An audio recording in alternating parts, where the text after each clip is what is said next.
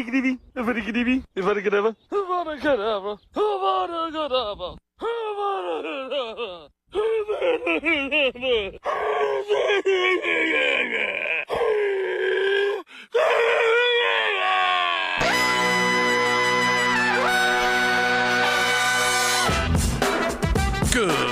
morning, sweet world, and welcome to the No Dunks podcast on the Athletic Network. It's Thursday, January 4th, 2024. I'm J.E. Skeets here in the Classic Factory, and alongside me, as always, Tass Mellis. Podcast listeners, this is for you. Next to him, it's the bearded one, Matasha Hot Boy, Trey Kirby. Hey-o. Hey-yo. And over yonder, the man making the magic happen, super producer JD. Hello. There he is. Here we are. Shout out to the stream team joining us live right now on YouTube, dropping broccolis in the chat. Smash that like button. Make sure you subscribe as well. Tell your friends and podcast listeners, leave us a 5-star rating and review. 5-star Friday on tomorrow's Drop Pod. I want to jump right into this. I know we got beach stepping later. Got some great questions from you guys out there yesterday. And we got tweet of the night, but there were 12 games on last night. No shortage of scoring. Holy crap. 10 out of the 24 teams that played scored at least 130 points. And Ziller, Ghostface Ziller himself said, the average score across 12 games was 125 to 119. The average, which is a lot of scoring. So let's do some drafting here. Picking 2 rounds each, 6 games total from the 12. TK, you get the number 1 pick. Which game are you drafting from last night as, a favorite or memorable for whatever reason? Well, there's only one game that was truly a national game last night. Well, I guess maybe 2. But there was definitely one. The Bulls and the Knicks were on ABC? Yeah. On Wednesday? Out of nowhere. In January?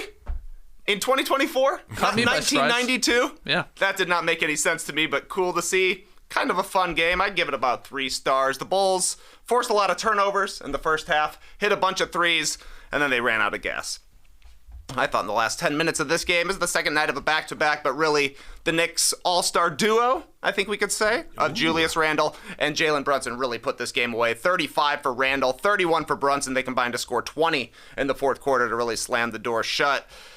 It was a real dichotomy of man situation. It was either Julius Randle hitting the toughest shots you've ever seen or Jalen Brunson hitting the easiest shots you've ever seen. Right. They go together so perfectly. Randle takes so many tough shots. He's a great tough shot maker.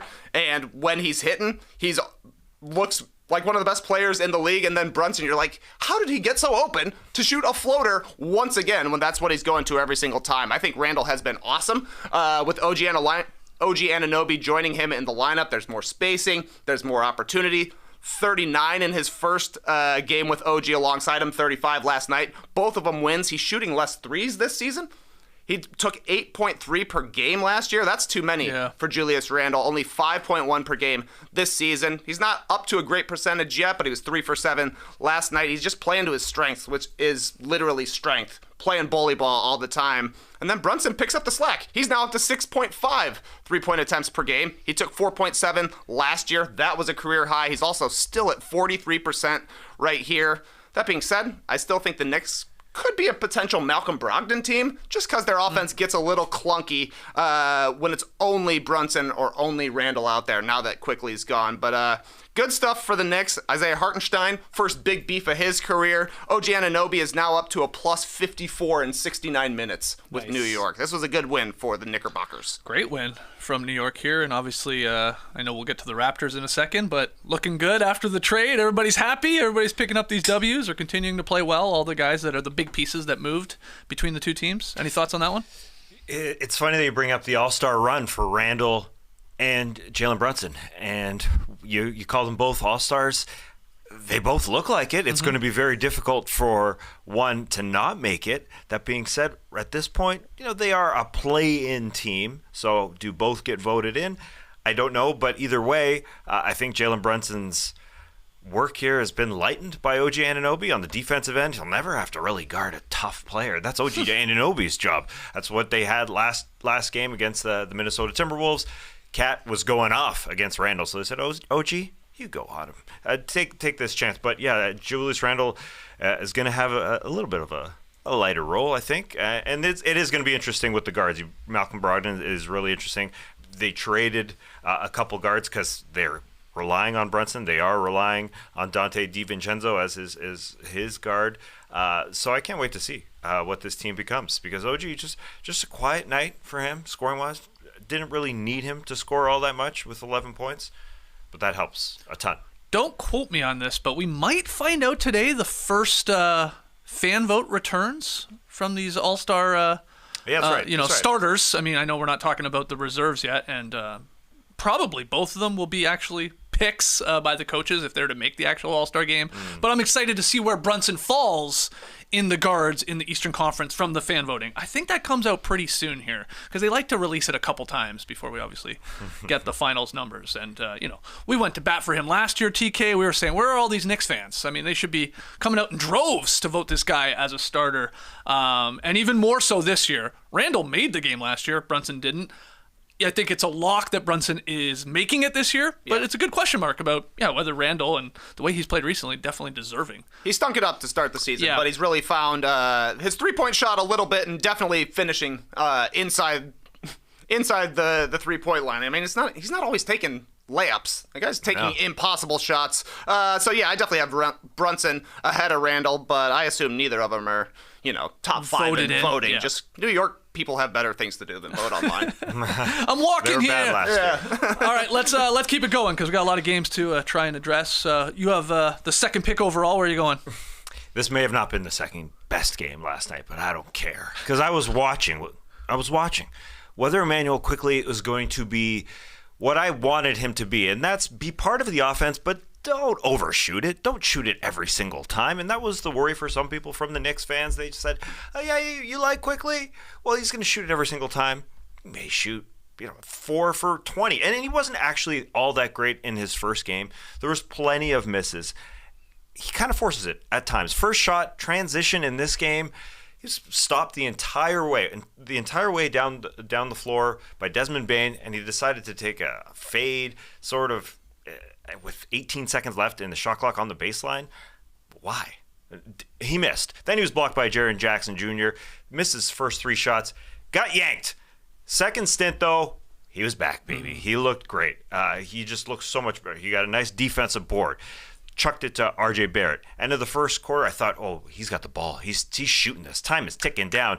But he got up to the three-point line and decided, you know what? I got to pass this. Because it was sort of could have been a shot that would have been affected by the defender, but he passed it. They got a better shot from Gary. Gary Trent hit that shot.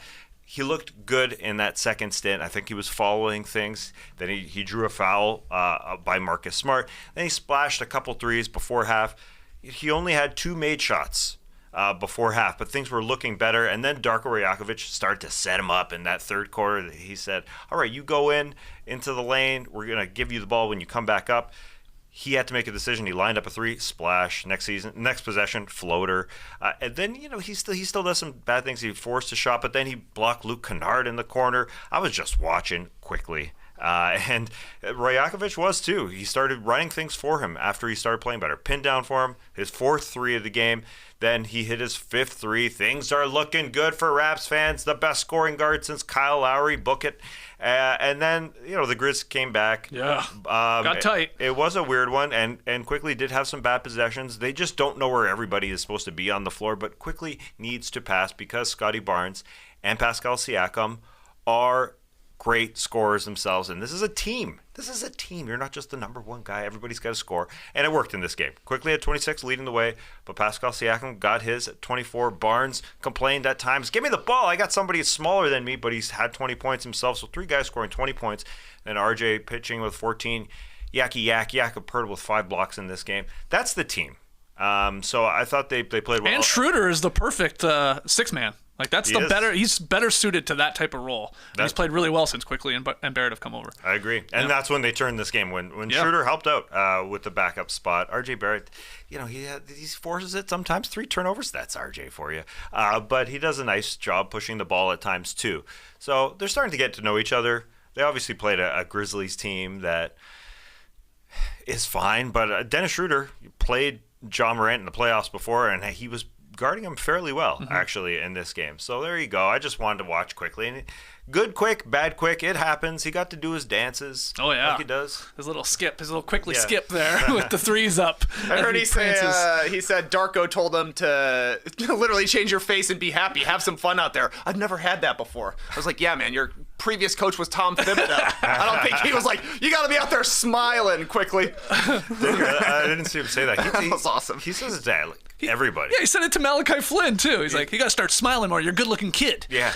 Yeah, he did tell him to smile more. Yeah. Exactly. That's awesome. Well, and the Raptors winning 2 in a row after the trade, just like the Knicks with OG coming to them. Their next game, they're playing for something. Darko said he's gonna buy them dinner if they have a 3-game win streak. Did you guys see this? This is a while ago too. This guy coaching 7th graders. I know. It's like I'm gonna get you slushies. Smile, we're having a pizza party. Yeah. So if the Raptors win their next one, and they're on they started a long road trip here, West Coast road trip, that they're gonna get a dinner. I don't know what type of dinner. I don't know who gets to pick. Maybe it's one of the new guys. Siakam should get the pick. Siakam gets to pick. He's the longest tenured Maybe it's guy. Spicy Barbecue after their nickname. I don't know. Yeah. Is this an audition for Siakam? Or is this actually that's a great question. Trying to boost his trade value? He's been great. He's been amazing. In the 2 games being the spicy barbecue. We all know spicy barbecue better than standard barbecue. Facts. So I saw that the idea was they were going to see what Siakam looks like alongside the new look Raptors, with Quickley there handling the distribution. No assists for Siakam last night. He's just going to be a scorer now. That makes more sense than him as the number 1 guy trying to create for everybody. Mm-hmm. So I don't know. I mean, it's a question for Masai. Do you trade a guy who won you a championship, one of your biggest success stories ever, who does fit nicely with the team so far? It's up to Pascal, I think. I think he wants to come back. I think he wants to be part of this team. But I think when he sits down with Masai after the season... After the season. So they're keeping through. Yeah. If things are going well this year, I think they want him around, but they don't want to max him. So I think it's going to come down to numbers. I know everybody's saying he's going to be very close to a max player. He's going to make lots he's of money. He's in his prime, and he's like an all-NBA, all-star level guy. That is amazing. But he got a monster deal. I think he wants to be part of this team. I follow his words. His words are, I want to be a Raptor. And things are looking good. In terms of money, they have to save a little bit of money on him because they're going to give lots, I do believe, to Immanuel Quickley. And then, besides that, they're not paying a ton of guys. Anyways, he's going to earn a contract. Well, this is a player. better problem to have than the opposite of what maybe could have happened, where he's stinking it up, and you're like, oh, we're trying to see what the trade value is for him. Like, you'd rather this decision if you're Masai, whether, you're keeping him, he's part of the long-term plan, you're going to sign him, especially after OG got moved, even though you're going to have to play quickly, but it'll be less than OG will get. Then him stinking it up, and it's like, oh, draft picks going down, at least offers from teams. Yeah. He's killing it right now. So if someone wants him, it's good that he's playing at his peak level if a trade happens. But you guys talked it through. You didn't think it was likely after the OG move that he would be moved. I think Masai went far enough trading OG. I think it'll be a big ask to lose Fred, OG, and Pascal Siakam in 6 months. Yeah, it's true. Yeah, the only negative you'd say is, well, he's older. Maybe he's not going to be good for long, but he's still not 30 yet. Yeah. And he is the last guy from that championship-winning team. Chris Boucher was there. That doesn't count. But he was hanging out. I think, that being said, obviously Kawhi was a bigger factor on that team, even Fred at times, Lowry. But Pascal was the second or third guy on that team. Now he can sit back and be that guy on this team a little bit at times, with Scotty Barnes and Immanuel Quickley beside him. I think he knows that's important. All right, my pick here. Last pick of the first round. You guys have already played the homer cards. I'd love to see it. So I will take the Kings outlasting the shorthanded Magic in double overtime behind a triple-double from Sabonis. We had some big numbers in this one. Sabonis had 22 points, 23 rebounds, Trey Kirby. That's a lot of roast beef. And 12 assists. His 7th triple-double of the season. I think I saw a stat that Sabonis is 12th all-time in career triple-doubles. And I was like, holy crap, I think he's tied with Giannis, which sort of blew my mind. But Malik Monk scored 37 off the bench, 17 of them in the fourth quarter and overtime. Those plus 800 sixth man of the year odds looking even tastier, in my opinion, with what he did in this one. And then Paolo Banchero, he had a career-high 43 points, missed a potential game-tying 3 at the buzzer in double overtime. Like, we were very close to a triple overtime game here. He got a great look. Really, really good look at it. But entertaining game, a lot of shots being made. Orlando hit a franchise record 25 threes, and the Kings somehow still pulled us out. Keegan Murray was awesome. Fox was not. Like, this was one good takeaway from the Kings is, like, you didn't need Fox to be incredible to eke out this victory, because he was bad. Hit a big turnaround jumper in the double overtime, don't get me wrong. But, he was pretty brutal from the floor, and I think a lot of that was Suggs. That guy's an awesome defender out on the perimeter, and he can sort of shut some of these quick guards down. But, yeah, fun game. No doubt. It was a fun game. The Magic hitting 25 threes, that ain't them. No. That was the odd thing. But I think why they lost was Paolo Banchero just got tired of being the guy every single possession and into double overtime. He just got a little gassed, it looked like. But he looked ridiculous offensively. He was so freaking good, splashing 6 threes, which is a lot for him, but just being able to just do it every single possession. Oh, yeah, he was the offense. Now, a big part of that was Franz Wagner left the game 5 minutes into this one, sprained his ankle. I think x-rays are negative. But then they also lost Gary Harris in this game. Banchero even sprained his ankle at one point during this game, obviously played through it. And Orlando was already missing Cole Anthony. There's no Isaac. There's no Ingles. There's no Markelle Fultz. So pretty short-handed. So this was a valiant effort. You were getting huge minutes from OKK, Houston, Trevelyan Queen. Lord, I was born a traveling queen. Yeah, he played 38 minutes. I think this guy was like a G League MVP. Like, he's good, but he had to get a lot more burn here because of all these injuries. So Trevelyan Queen, 38 minutes against the Kings. Wow, really makes you think. Yeah, right. Yeah, Wagner went out, and that's why Paolo really had to carry. And You're right, he kind of wore down at the end. Would have been a great shot if he hit the one at the end of 2 OT. But he did hit a 3 to go up 2 with 16 seconds left at the end of regulation. Hit a jumper to put the Magic up 1 with 33 seconds left in overtime. He tied the game at the end of overtime, and then he finally missed the game-tying one at the end of 2 OT. Paolo's awesome. That guy's an all-star, I think, for sure. But the Magic have now lost 10 of their last 15 since winning 9 straight. There was talk of them winning a first-round playoff series.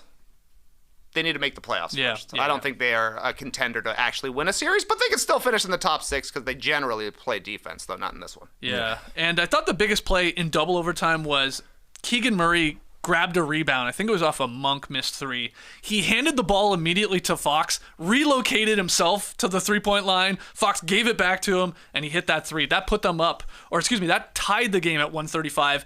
Then they got to stop. There were not many in this game, and then that's when Fox hit that turnaround jumper. But I thought Keegan Murray had a really, really good game in this, like picking up the slack for Fox, who, like I said, had a quiet one.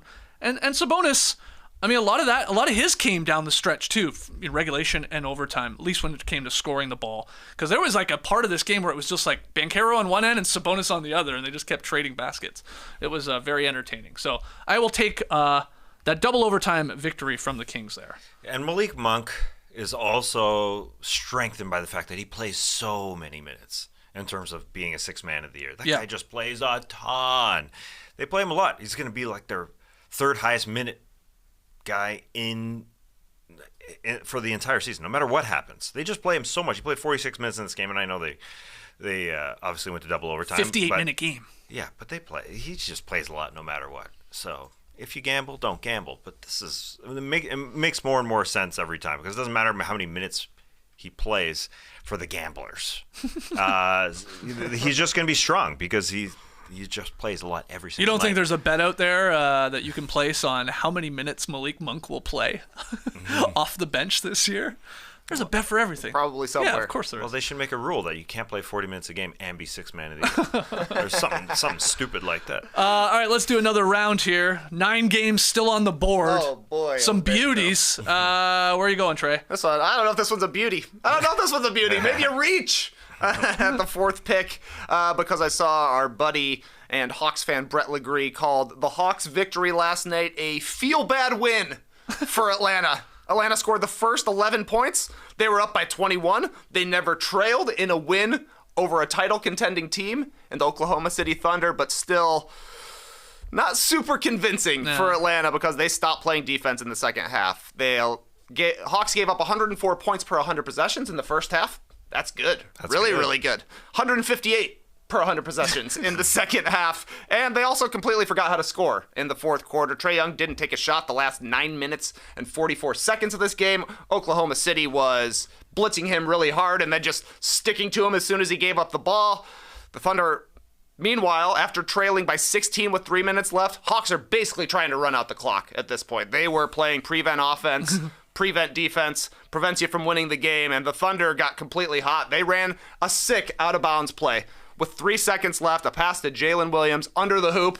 They almost fouled him, but he kicks it to the corner for Isaiah Joe. Wide open three from the corner, and he finally missed on a night that the Thunder shot 50% from three. That being said, this is still probably the best Hawks win in about 2 months. Yeah. They beat the Magic in Orlando November 9th. Their other wins since then are Detroit twice, Washington twice, that crazy game against the Nets, then the Spurs, Raptors, and at Houston is a decent win as well, but just better. They haven't beaten a lot of great teams, and they actually took down the Thunder last night on the second night of a back-to-back, and it's basically because of Jalen Big Johnson. Career-high 28 points, including 11 in the fourth quarter. He was basically the release valve for Trae Young and Bogdanovic when he was the guy that they were taking the ball out of his hands. He's kind of in his bag. Shot a bank shot. I've never seen Jalen Johnson take a bank shot in the mid-range. Had a little, Dirk Nowitzki-esque fadeaway in the middle of the lane as well, and then a huge dunk at the end of the second quarter on Chet Holmgren. Somehow only number 2 on NBA.com's top 10 plays of the night last night. This was an awesome dunk. The slow-mo looks great. Hilarious call from Bo Estes on the top 10, who says, "Jalen went sailing, straight impaling." Chet Holmgren, excuse me? This guy's bars, man. Put that on the Hawks OnlyFans page. Because when you want to stuff it hard, you need Big Johnson. The guy might be the Hawks MVP, 9-7 when he's in the starting lineup. Yeah. In the 4 games since returning from his wrist injury, Big Johnson has averaged basically 20 points per game and 11 boards, shooting 60% from the field and nearly 87% at the line. We were debating, who are they trading? Are they trading DeJounte Murray, Trae Young? Get them both out here. This is Big Johnson's team, baby. Big Johnson. Yeah, it could be an OnlyFans nickname as well. Did Bo Estes say impalin? What's that? Straight impalin. Chet Holmgren. He did sort of impale him on another possession. He gave his elbow right to Chet Holmgren's face. That's kind of impaling. A little bit. But Holmgren stuck in. That was fun. That was a fun Jalen Johnson game. The Hawks need to score to win games because they don't have a great defense. So Bogdan Bogdanovic has been lacking the last couple of weeks. I think that's part of their losing streak. But in this one, 141 points up against the OKC. That's very, very good. I know we say this about a lot of games and a lot of teams, and Trey Kirby's famous line is that 20-point first half leads, they're fake. They don't mean anything. There's a lot of truth to that, especially when you watch Hawks basketball. Oh, yeah.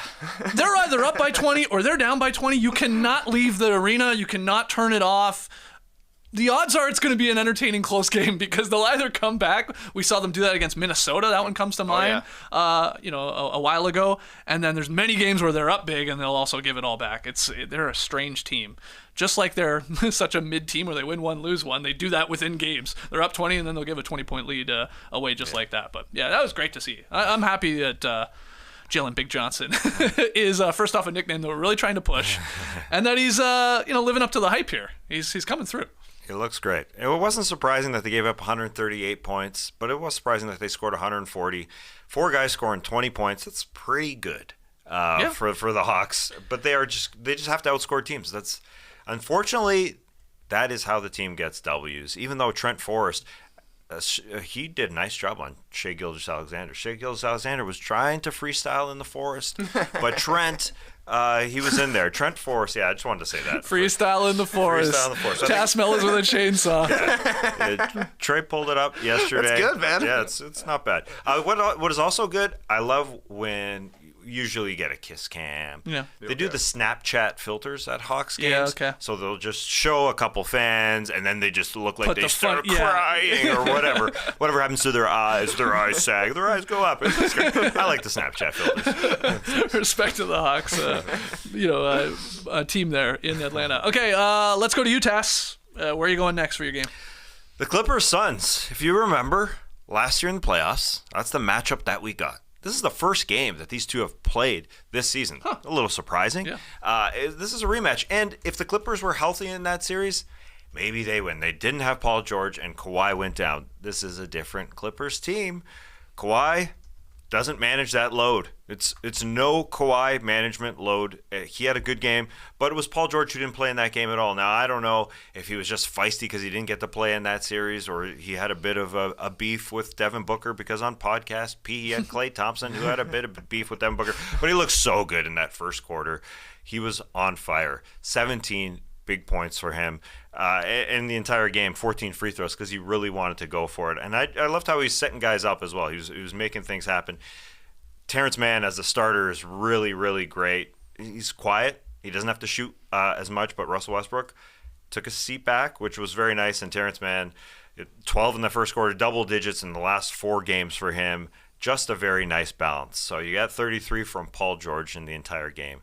Zero load Leonard line of 30 points in that game. Obviously, they didn't have Durant, and so that's unfortunate. He's got a hamstring injury, and it's just, will this team be healthy come the postseason? Who frickin' knows? But they have a little bit more depth than this Suns team. The Suns, they've got so many minimum contract guys, and Bol has materialize into their backup center. He's playing again. Yeah, they signed him in right. September or something as basically the 15th guy, and now he's taking Drew Eubanks minutes, and they did nicely to get back in this game with Bol on the floor, where they were just switching everything on the defensive end because the Clippers were just going at him at times. But when they were switching, they were good. And Bol, 14 points, 6 of 7. It's hard to believe in all their supporting players, but I don't know, when Durant comes back, they should be able to score enough. But you look at their lines, they just don't have enough scoring besides their big-name guys. So, yeah, listen, this game would have been way different with Kevin Durant.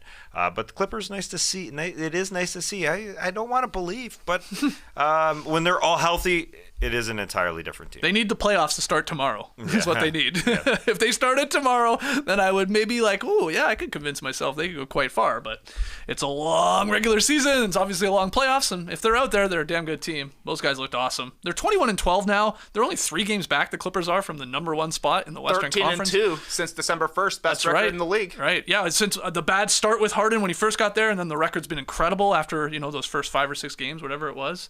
Yeah, they took care of business last night. It was one of those things where they were dominating the game, and then the Suns made the late push, but it was a little too late, obviously. Good win, no doubt. Yeah. But it looked like the first time the Suns had ever seen Paul George play. I got so many open 3-point shots. They were doubling off him from the strong side corner.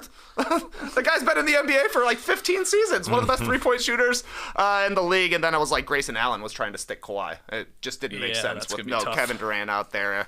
Yeah, all these minimum guys for the Suns, I think every one of them was talked up at some point over the summer. Yeah. And they all fall out of the rotation eventually. Keita Bates-Diop got completely lit up last night. I thought he was really, really bad, and that was a guy that people thought was going to be starting for this team. Yuta Watanabe, he's still on the team allegedly. Jordan Goodwin, we talked him up for a little bit. Drew Eubanks was the starter. Basically, Frank Vogel is trying everything. And he's had to a little bit with Durant being out.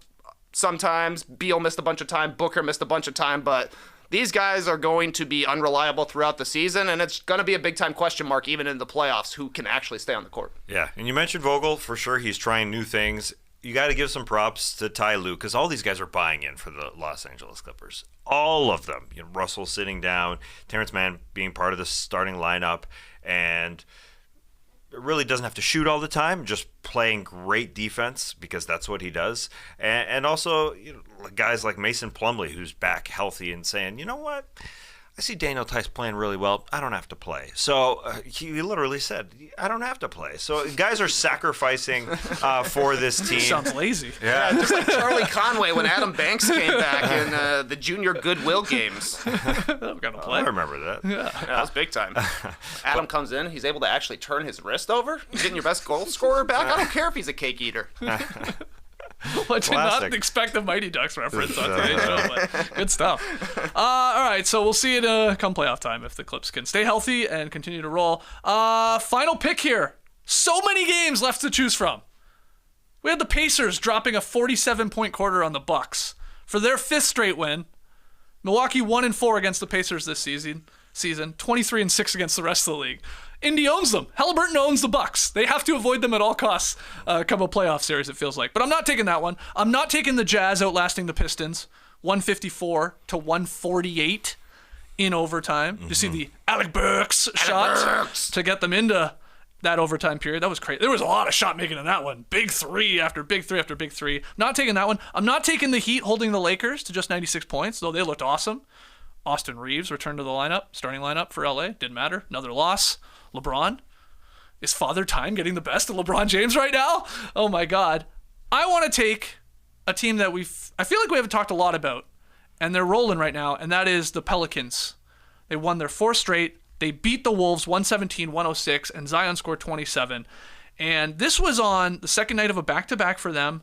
They go on the road, and they shoot 56% from the field versus the best defense in the league. And Zion and Brandon Ingram were both awesome. They combined to shoot 18 of 26 from the floor. Herb Jones has found his three-point shot. Couldn't shoot all that well to start the season. He went 4 or 5 from deep last night. He's 9 of 14 over the last 3 games from distance, 64% for you math nerds. So I thought this was just an awesome Pelicans game. And it's gone under the radar a little bit. There was the talk about Zion after that crappy in-season tournament game. And everybody, the sky is falling. What's wrong with this guy? Since sort of then, they're rolling here. And they are leading the Southwest Division, if you care about that. 21-14. Won 4 in a row, like I said. Yeah, they're 9-4 since the tourney, which I do think kind of hurts some people. Like the Lakers got that high. The Pacers had that high right after it. They all kind of plummeted a little bit. And, the Pelicans were ridiculed. They were talking about what we're going to do in Las Vegas. And obviously that didn't happen.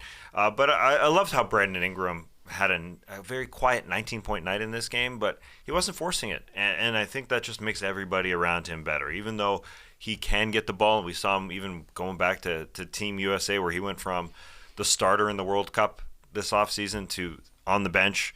I think he's just being smart by not shooting every single time and guys helping out. And they didn't even have the Trey Murphy with them in this game. They had other guys to pass to, and that was smart. That's why they win. It was a clean game for the Pelicans. What I mean by that is 30 assists to 12 turnovers.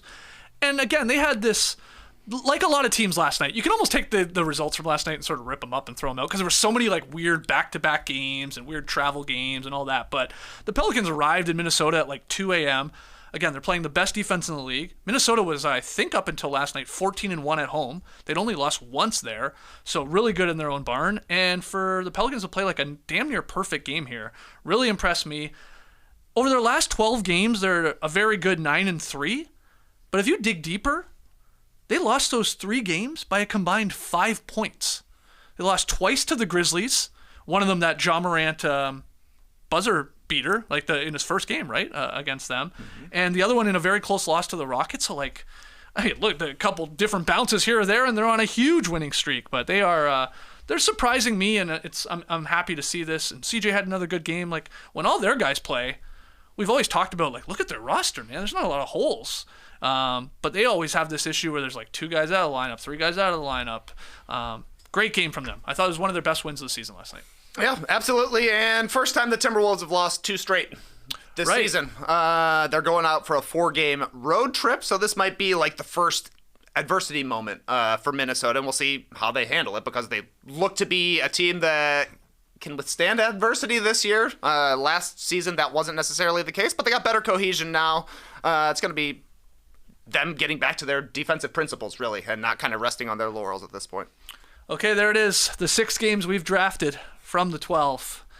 And then whenever we do this, you're bound to piss off some people. Oh, you didn't take my game. You didn't take my team, my performance. That's fair. Let us know in the comments right now there in the stream team and the YouTube comments. Tweet at us.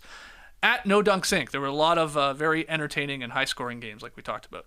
But let's hit the beach, baby. You got the buzz, I got the rockets. You got the nuts, I got the chocolates.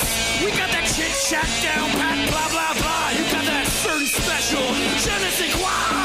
Let's go to the beach, baby. Yeah, let's go to the beach. Only place to read your emails and your tweets.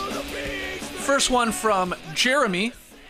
When a big trade goes down, there's always a lot of hype around the acquisition, highlighting the strengths of the acquired player and minimizing their weaknesses. With the Raptors-Knicks trade, for instance, I've heard a lot about how Barrett's efficiency could improve in a new system, or that Quickley will thrive with some more minutes. Sometimes a change of scenery makes a huge positive difference. Sometimes that player's weaknesses are just as evident. As a Raptors fan, I remember riding the hype of the Rudy Gay and Hito Turkoglu acquisitions. But here's my question. What player acquisition did you initially think would have a huge impact on their new team, only to come back down to earth a few months later? Oh, that was a fun cue from Jeremy. Does anybody want to jump in and take this one first? Well, Jeremy brought up Hito Turkoglu of the Toronto Raptors. The year was 2009. And I thought when they made the biggest signing of the offseason, the Raps would be good. But I also wondered about the Pistons because they went and signed Ben Gordon and Charlie Villanueva that offseason. 2 5-year deals for each of them. Ooh. Big deals for those guys. Ben Gordon was 26 and he was done in the NBA at the age of 32, so he only lasted 6 more years. Charlie Villanueva, he was 25. These two guys are entering their prime. He was done at 31, unfortunately, in the NBA. So both definitely got the biggest contracts of their career, I should say, and it didn't work out. They went and got back Ben Wallace, who used to be on their team, and, he bounced around and then came back. Their 15th pick that year was Austin Day. As Trey went through in that short, I just had to remember his name. You went through every single pick for the Detroit Pistons. Austin Day, I remember. D-A-Y-E. It was a bad one. And they traded Aaron Aflalo, was a decent NBA player, borderline all-star at times. With Orlando or Denver was he the borderline all-star? Orlando. He could have made it 2014 season. Yeah. Okay. And he was traded because they wanted to go sign Charlie and Ben for money, and they didn't want to pay Aaron Aflalo. And those were all Joe Dumars signings. That didn't go well at all. That team just was bad. So I thought they literally just paid them a ton of money back then. 5-year deals was a lot, and they couldn't do anything. But from what you can remember, you sort of liked the thinking? Well, we'd have to fire up the tapes to hear Tass's take on Ben Gordon and Villanueva going to the Pistons. Yeah, I was just fooled. 5-year deals. Ben Gordon, obviously a good scorer in this game, but then to have that role in the Pistons fell off. I mean, he was great to start his career. Charlie Villanueva, he had a 47-point game for those Toronto Raptors, which is really strange. Or was it for the Bucks? Yeah, no, it was for the Raptors against the Bucks. Yeah. But to give these guys 5-year deals entering their prime, you'd think, okay, they're gonna be good. But after those contracts, they're literally just done in the NBA. Wow, that's wild.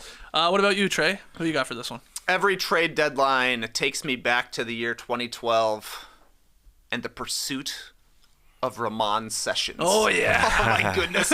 We talked so much on the show at The Score, looking out onto Blue Jay Way, about freaking Ramon Sessions going to the Los Angeles Lakers. It was a huge deal. The Lakers traded Luke Walton, Jason Capono, shout out to the Capono tracker, getting a mention in organically, and a conditional first-round pick, and a first-round pick swap for Ramon Sessions. He played 23 games for the Lakers, 12 points, 6 assists per game. In the playoffs, 9 points, 4 assists per game, 37% from the field, 16 from 3. They beat the Nuggets in 7 games in round 1, then lost to the Thunder, who ended up going to the finals.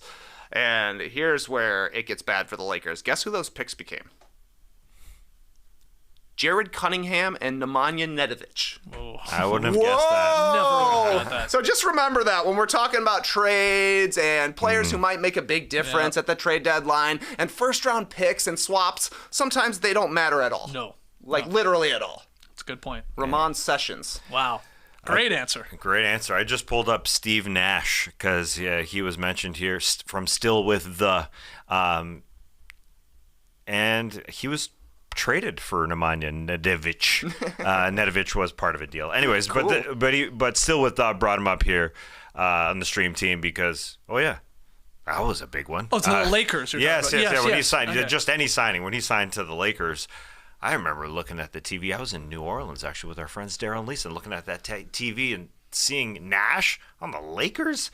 What is going on? Well, that's the iconic Sports Illustrated cover too, right? This is gonna be of fun. Dwight and Nash. Dwight. This is gonna be fun. We got the wrinkliest shorts you can imagine. That's right. Crazy wrinkly. Get the iron out. Come on. I've got a weird answer to this one because, and I think it's weird because it lives up to what Jeremy's asking to begin with, but then it ultimately pays off. And that is March 25th, 2021. Aaron Gordon was traded from the Magic to the Nuggets for R.J. Hampton, Gary Harris. There was also Gary Clark involved in the deal. We had two Garys Double on the Gary. move in that trade, and a 2025 first-round draft pick. And I say, like, I was pumped at the time. I remember it was like, Aaron Gordon was in Orlando. Stats were okay, but no one really cared about them. And, some people that watch those League Pass games, like, he's good. Like, he makes sense. So he comes to Denver. Like, I'm all on board. Like, what an acquisition. They rip off an 8-game win streak. So they're looking solid. And then amidst that streak, Jamal Murray injures himself and then, played one more game and then tore his ACL. So he's out. Denver made it to the playoffs. And they won the first round series, but then they got swept by the Suns. And Aaron Gordon did nothing in that series. So that's where it was like he fell back to earth. It was like, uh-oh. He averaged like 9 points per game in that series, playing 30 minutes a game against the Suns. Just did nothing. So the next season starts. There's no Murray. And they win 48 games, but he was just like, blah. He was just like, oh, maybe he is just a Magic Aaron Gordon still. It's like he's fine, but he's nothing special. Basically, we learned he can't really be your second best player for an entire season. So the next year then, Jamal comes back, Michael Porter Jr. comes back, and Aaron Gordon gets to slot into more of like a third or fourth sort of guy on a team, focus on defense, focus on trying to hit a three-point shot. And he was awesome, instrumental in their postseason run to the championship. But that's a weird one because I remember being really high on it. It looked great. And then it was like, oh, he's really maybe not that guy. He's not going to turn into that sort of number 2 star on a team. He didn't need to in the end because Jamal Murray was that guy and Michael Porter Jr. sort of could fill in the roles there. So I went with AG because I remember being all in on that one. The Gary. Yeah, but it worked AG trade. perfect. In the end. Yeah, it worked as envisioned. Yes, that's right. Yeah, it's just they needed to have their team healthy. They traded for him to be the third or fourth guy, not to beat the second guy. Yeah, that's fair. But I think people still were convinced he could be a second guy. That he could turn into that alongside of Jokic. But you're right. Jamal Murray getting injured changed the entire equation of that team. I thought you were going to be on the other side of it, saying, man, I thought Gary Harris was going to be balling for the Magic. That guy had a lot of hype. He was in a lot of trade rumors, and now it's like I see Gary Harris still out there for the Magic. Yeah. That's amazing. Well, he got hurt last night. What's up, Gary? Yeah, hey, Gary. Next one. You got this one, Tass. Sup, No Dunks, inspired by the serenading songbird wall clock from the Hamaka Schlemmer catalog. Come on, say it right. Well, I did say Hamaka Schlemmer after a second of doing it a second time.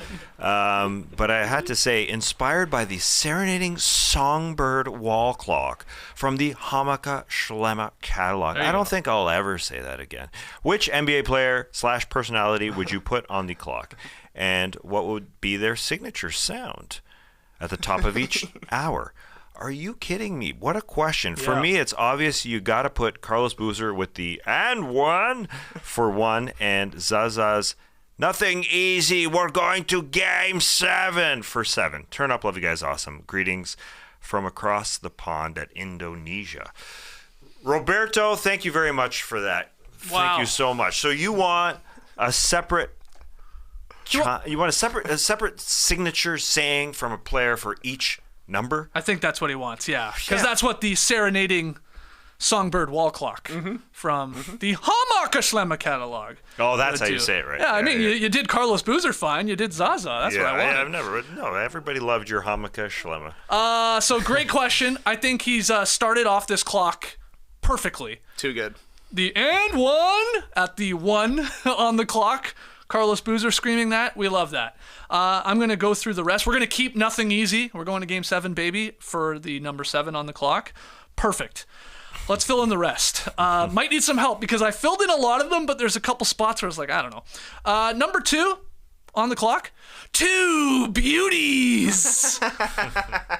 Hornets play-by-play man Eric Collins screaming that when we hit 2 o'clock. Number 3 on the clock. Quite easy. Mike Breen calling a Curry 3. Bang! So you can maybe you want to give me a double bang, maybe double bang for the PM 3 p.m. and just a bang for the AM 3 a.m. Number 4, I'm going to leave that. I'll move on. Moses Malone, fo, they're saying. That's perfect. good. Okay, we'll take it. Yep. I needed one. Okay, fo. Moses Malone at the 4. Number 5, I want it was a bit of a stretch how I put it at number 5, but KG, who wore number 5 when the Celtics won the championship, screaming anything is possible at 5. Okay. Yeah. I also like it because it's the standard getting off work time. Yeah, there you go. That's Anything is possible. We can do whatever we want. Yeah. Okay, so he's at 5. At 6, a hell of a stretch putting it here, but I really wanted it on the clock. Michael Jordan won 6 rings, so let's put Marv going, a spectacular move!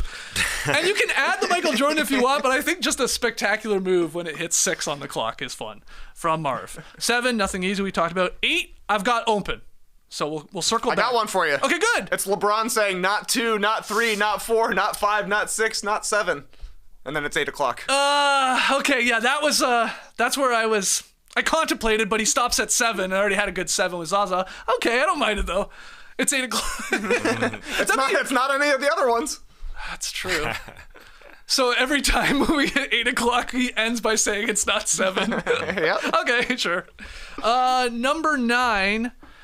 I'm just putting this here. There's no reason. I want Lakers legend Chick Hearn at one point on this clock saying, slam dunk! So I'm just putting it at 9. I was going to put it at 2, because 2 points, but 2 beauties is way better at 2. Beauties. Yeah. Number 10. This was easy. It's over! It's over, ladies and gentlemen! Kenny Smith, after Vince got the perfect 10 in the dunk, and he just dominated the 2000 dunk contest. So that's at 10. I don't have an 11. If you've got an 11, by all means share it, because at number 12 I have, shut it down! Let's go home! Dirk on the broadcast in 2012. I just like the idea of it's the end of the clock, and shut it down, we'll start it all over again. But I don't have a number 11. Yeah, I was struggling. I did want to get on the clock Pop scolding the Spurs crowd, knock off the booing. So I can put that there if you want. I don't mind putting Stephen A saying, stay off the weed. 420.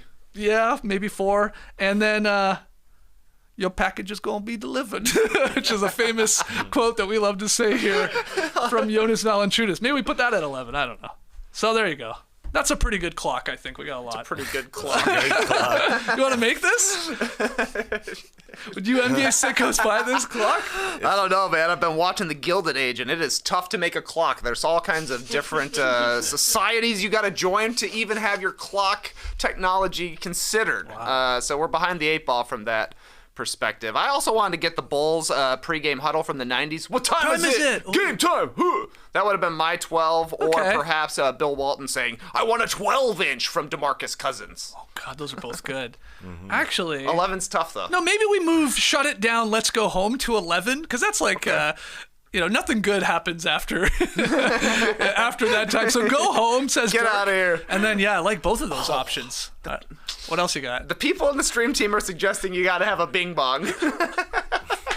Okay, we'll put a bing bong He's on not there. a player, but it does sound good on a clock. It could be any of them. Okay. Could be any of them. Okay. Yeah. All right, let's get to the next one here. That went long on that wall clock. Okay, next one. You've done the all-spectacle team and the all-spectacle non-all-star variety recently during a Beach Steppin' podcast. So how about the all-spectacled team? And we've got some emojis there. One with sunglasses and then just the glasses. And this is from Alex in Erie, Colorado. And I have to admit, when we first got the all-spectacle team, I did read it as in all-spectacled team. Guys wearing glasses. But it was like it was more of the highlight variety, like who are must-watch guys. But this one, Tass, all-spectacled.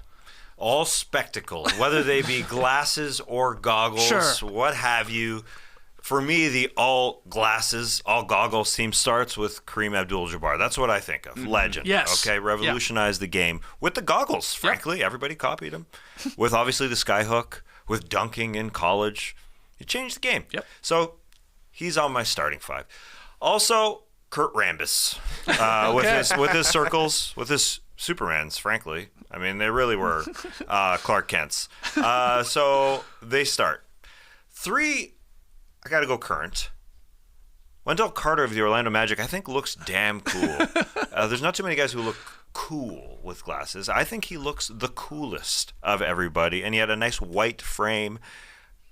So they had a nice accent. Also, they're like windows. They like cover his whole face. They are big. Yeah. He wasn't wearing them last night. Has he stopped? He's changed. Yeah, I think he stopped. Yeah. I love that clip though, where like he gets hit in the face and they come out and LeBron picks up the lens. Yeah. Just puts them on and looks around. Oh. So weird. It's so funny though. Forgot about that. Yeah. The sharp white frame. He just says, "I'm going to put these on." He's just having fun. I'm going to wear some stylish glasses for LeBron. 4, I'm going with Amari Stoudemire. Because those eyes were protected by those glasses. That's what he was doing. He looks like he's just sort of wearing almost baseball, almost Oakley glasses. They look good. I forgot about those. Yeah, I did. Yeah, he wore them for a bit. Yeah, he did. And last I'm going with Ben Wallace. When he wore those red goggles for a bit, they were cool. Those were the coolest eyes in the NBA at the time. I mean, it is a small period of time. I don't even know if they protected them. I have no idea. No, it was just fashion. Yeah, because they look like they're just cool. Oh, they did look cool, yeah. Yeah. So, you may have worn them for one game. I don't really know. So who's your coach then? Quinn Snyder? With his Sally Reffy? Quinny. Sally Raff. How do you Sally say Sally Jesse Raphael. Sally Jesse Raphael. Yeah, Raphael had a red headband. Yeah. That's a Ninja Turtle.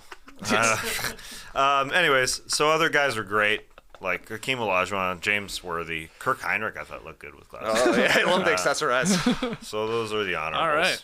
You got a big team. No Horace Grant. Horace Grant, big snub. Yeah, that's a big snub. Wow. Yeah, you got snubbed. That's a tough one. All right. That's a great question there, Alex. All spectacled team. Next one. During conversations about Chet getting fouled and getting 3 free throws for OT, I wondered, would you rather hit 1 3 with the game on the line or 3 free throws? Interesting, Tim in Washington State, but he's also from Belleville, from the North Shores of Lake Ontario. So, yeah, would you rather hit 1 3 with the game on the line or 3 free throws? To tie it up. Yeah, or wow. win it, whatever. I mean, I immediately was like 1 3. Way cooler. And then I did think about it a little bit more, and it's like the pressure to tie a game, step into the line, and knocking down all 3 free throws. That's something. There's something there. A little more attention on you. The game is slowed down as the focus is just on you. But still, give me the 3 because it's tough to celebrate after a made free throw, like coolly, you know. The most you can do is sort of just like a nice little fist pump. But after a 3, you can do whatever you want. You can jump on the sidelines. You can high five fans and all that. So I'm taking the 3, TK. I don't know about you. It's a 3 and a blowout. Not even close. Ooh, Nobody's choosing free throws. No. No, they're boring to watch. You can't celebrate after, and it's way more stressful. With a 3, if there's a second and a half left, nobody expects you to make it. You're not thinking about it. You're just catching it and shooting it. And if it goes in, you're a hero. And if not, you're like, oh, at least you got a look. Well, I guess the best answer is to merge the 2. That's the coolest of the bunch, wouldn't it be? How do you merge To do them? the old Larry Johnson hit the 4? 4-point play. Yeah, you hit the 3, get fouled, and then have to step to the line and knock down the free throw, which is even tougher in theory, especially if you're at home. Crowd's going berserk. You remember that Larry Johnson 4-point play against the Pacers? Yeah, like it's funny when you watch it. He hits the 3, he gets fouled, obviously. Place erupts, and then he's like doing like this thing. He's like, hold on. Everybody, hold on. I got to step up to the line and hit a free throw. And then he does. I think he clanks it home. Maybe not. I don't think he gets a kind bounce. But anyway. That's the problem is these free throws aren't on highlights ever. Like, Right. So if you're looking for a highlight, if you're looking for something to remember, it ain't free throws. Right. But as you said, for the free throws, it may be the more mental challenge of anything. It might be the most difficult. But for one person, maybe that's good. But as far as highlights go, do you think you should be able to, if you have 3 foul shots, you get to go to the ref and go, I'll just take 1 shot, but I'll take a deep 3. Like you sort of like make a deal like you're on Survivor with Jeff Probst. Like instead of shooting 3 free throws, I'll just shoot 4 feet behind the 3-point line, just 1 attempt. and we could just play on from there. Or maybe even a jumper or like a deep jumper off the glass and then one free throw. Like you can get yourself up to 3 points, but it's up to you. Sure. How you want to do it? Interesting. Change the game, man. Yeah.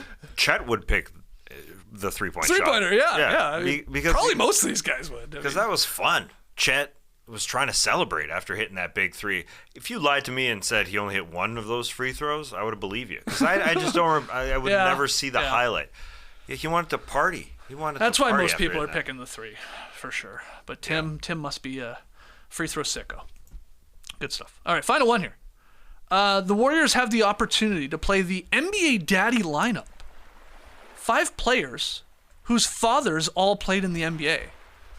Steph, Clay, Gary Payton II, Wiggins, and TJD. Create your best NBA Daddy lineup from active players. That's from Leandra433 by way of Twitter. I was a little confused. Why would this be called the NBA Daddy lineup? I mean, they're the sons. But anyway, they all have father that played pro. You want to tackle this one? Who's your NBA? There's a lot of dad. A lot sons. of dad. There's so many sons out there right now. Steph and Clay make the team, regardless of if it's just the Warriors or if it's the entire league-wide. Yeah. And then the next 3 I'm adding, it doesn't make sense when I'm looking at it starters-wise, but level of player compared to their dad I'm going with here. Devin Booker. Okay. His dad played in the NBA. Melvin. Yeah, I don't know. Jalen Brunson, much better than Rick Brunson. Yep. And then Jaren Jackson Jr., much better than Jaren Jackson Sr. Those are my other starters alongside Steph and Clay. The all zaddies, as Roberto says. Yeah, it's more fun than just picking dads. You want me to pick? You want him to pick dads?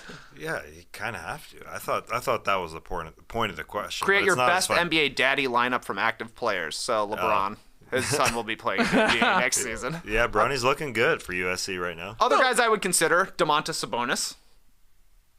Yeah. Arvidas, yeah. Yeah, I mean, Arvidas may be the better player, but NBA career, Domantas has already had a better NBA career. Yeah. Jeremy Grant. Definitely better. Son of Harvey Grant. Yeah. Horace Grant getting another mention here. The nephew of Horace Grant. Darius Garland. Is he better than Winston Garland? I think yes. Yeah. Tim Hardaway Jr. Just passed his dad on the all-time three-point list. Yeah. But Tim Hardaway, Hall of Famer. Hall of Famer. Al Horford. Ooh, Tito. I like that. Kevin Love. Gary Trent Jr. You know who the GM is? No. Mike Dunleavy Jr. You know the coaches? Mike Dunleavy Sr. There you go. It works. So so you thought she was asking for that. Like, create your best NBA but she daddy called lineup this the NBA daddy lineup. Okay, whatever. That's why I got confused. That's why I was like, very we're sons. confusing. But it was a great question because we got to name a bunch of guys. I love naming guys. Yeah. That should be an all-star event. Let's do that. Let's make 2 teams. But it's dads and sons. Okay, so the bench is the dads. Okay. Right? So basically what you just did, and like you went through them, and we just divide them and find out. We could probably do East versus West. I'm sure there's enough. Yeah, there's just so many.